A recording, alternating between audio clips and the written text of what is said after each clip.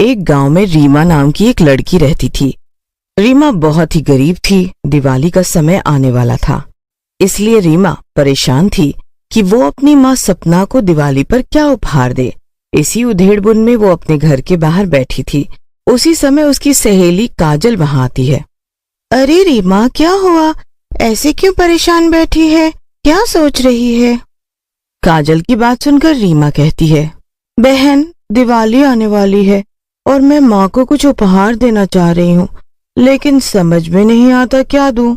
फिर मेरे पास पैसे भी तो कम हैं। रीमा की बात सुनकर काजल कहती है, तो तू एक काम करना, कोई अच्छी सी साड़ी खरीद कर आंटी जी को दे दे, उन्हें अच्छा लगेगा।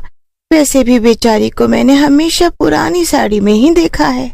काजल की बात रीमा को ठीक लगती है और वो शाम को ही एक साड़ी की दुकान पर जाती है। दुकान का मालिक शेर सिंह सीमा को साड़ी दिखाने लगता है। बहन जी, ये साड़ी देखो, ऐसी साड़ी माधुरी भी पहनती है। अगर आप ये साड़ी पहनोगी तो बिल्कुल माधुरी जैसी ही लगोगी।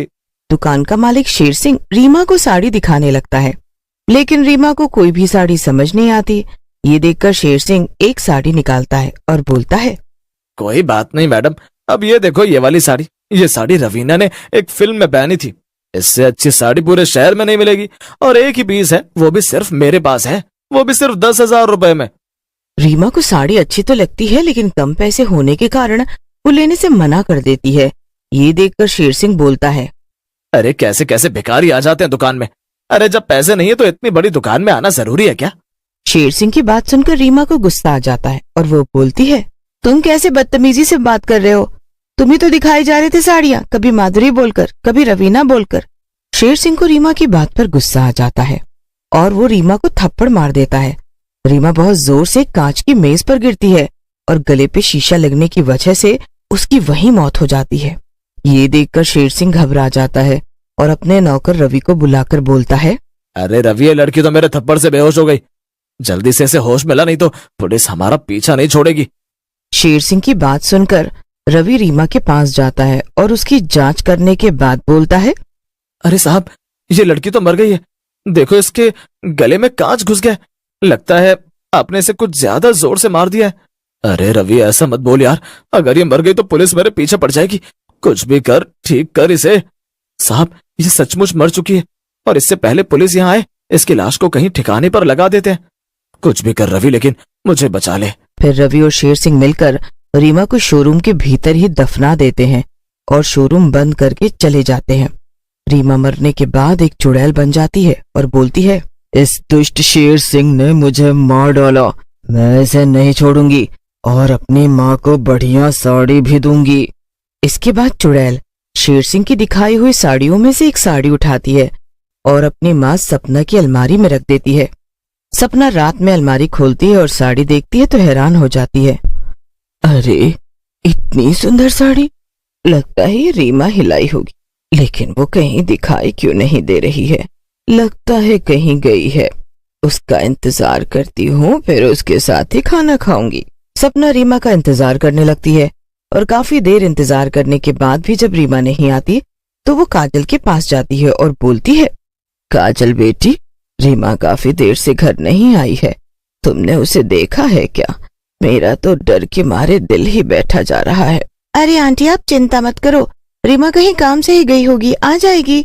ऐसा करती हूँ, मैं आपके साथ चलती हूँ। फिर काजल और सपना रीमा का घर पर इंतजार करने लगते हैं और इंतजार करते करते सुबह हो जाती है। काजल बेटी, सुबह से शाम हो गई, पता नहीं रीमा कहाँ चली गई है, हमें पुलिस के पास जाना चाहिए। फिर काजल और सपना पुलिस के पास जाते हैं और पुलिस को सारी बात बताते हैं, जिसे सुनकर पुलिस वाला बोलता है, अरे सपना जी, आपकी बेटी जवान है, चली गई होगी कहीं, आ जाएगी। आप इतना परेशान क्यों हो रही हैं? चलो आप यहाँ से फुटो और हमें अपना काम करने दो। ऐसा कहकर पुलिस वाला सपना और काजल को पुलिस स्टेशन से भेज देता है। उधर रात होते ही चुड़ैल फिर से शेर सिंह की दुकान से एक साड़ी निकालती है और सपना की अलमारी में रख देती है। ये रोज रोज मेरी अलमारी में साड़ी कौन रख देता है? कुछ समझ में नहीं आ रहा, ये क्या हो रहा है?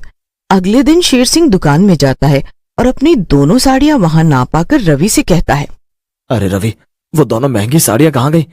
कोई चोर आया था क्या यहाँ? अरे साहब, मुझे क्या पता, मैं तो आपके साथ ही घर जाता हूँ। लगता है कोई चोर आता है रात में यहाँ। उसके बाद चुड़ैल शेर सिंह की दुकान से एक साड़ी निकालती है और गरीबों में बांट देती है। शेर सिंह रोज रोज की चोरियों से परेशान हो जाता है। एक दिन सपना शेर सिंह की दुकान के सामने से ही उसकी साड़ी पहनकर जा रही होती है। अरे साड़ी चोर पकड़ा गया रवि, वो देख अपनी दुकान की साड़ी पहनकर जा रही है। हो ना हो यही चुरा रही है साड़ियों को, जा ऐसे पकड़ कर तो ला।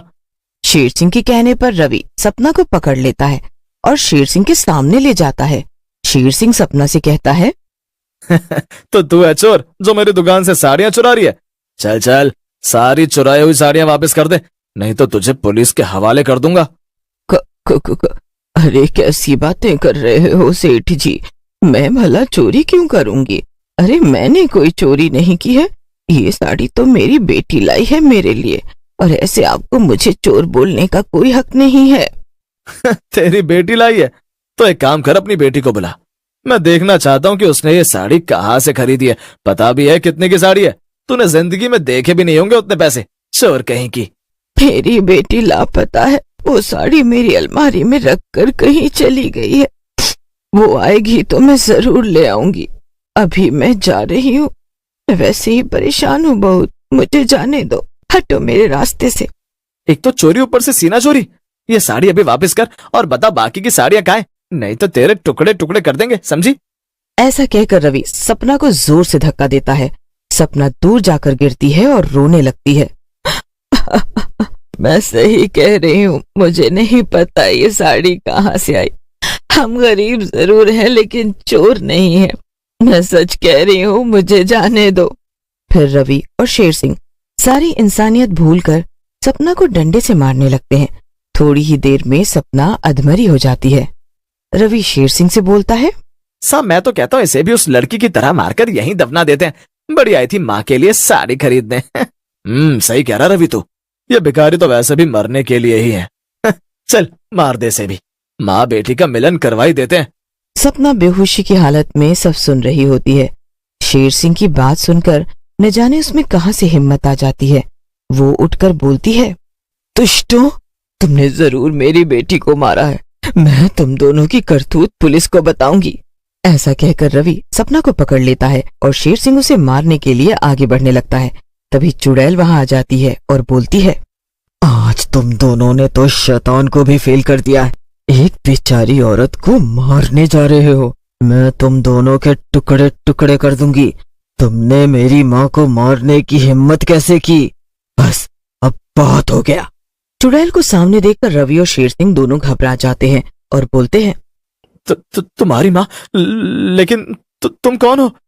शेर सिंह की बात सुनकर चुड़ैल को और भी ज्यादा गुस्सा आ जाता है और वो बोलती है, दुष्टों, जिस औरत को तुम मारने जा रहे हो वो मेरी माँ है। मैं तुम दोनों को जिंदा नहीं छोड़ूंगी, और मैं इनकी बेटी जिसे तुमने मार कर दफना दिया था, हाँ मैं वही हूँ जिसे तुमने मार दिया था।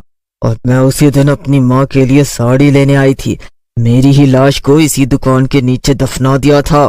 मैं तुम्हारी मौत रीमा। ऐसा कहकर चुड़ैल शेर सिंह और रवि दोनों को गर्दन से पकड़कर उठा लेती है। शेर सिंह और रवि दोनों मर जाते हैं। सपना उठती है और चुड़ैल को देखकर बोलती है, मेरी बेटी रीमा, ये सब क्या हो गया? चुड़ैल सपना के पास जाती है और बोलती है, माँ तुम रो मत माँ, जो हो गया सो हो गया, वो वापस नहीं आ पाएगा। बस मेरी लाश का अंतिम संस्कार कर दो ताकि मैं इस दुनिया से आजाद हो जाऊं। ऐसा कहकर चुड़ैल वहां से चली जाती है। फिर उसकी माँ रीमा का अंतिम संस्कार कर देती है और पुलिस को सब बता